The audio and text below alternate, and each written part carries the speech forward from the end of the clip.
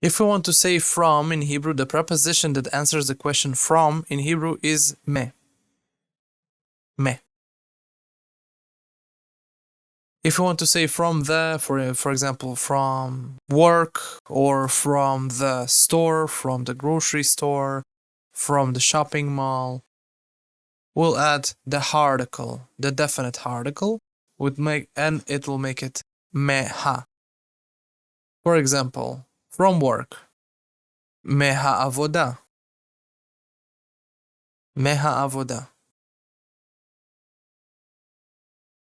From the store, מהחנות.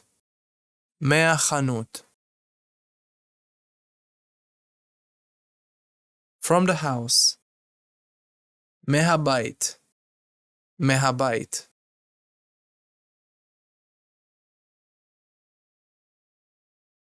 And if we're talking about places, so for example, from a name of a city, then we'll simply use me without definite article. For example, from Israel, מישראל. מישראל.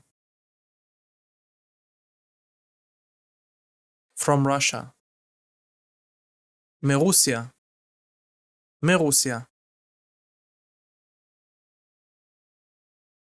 From Ukraine, מאוקראינה.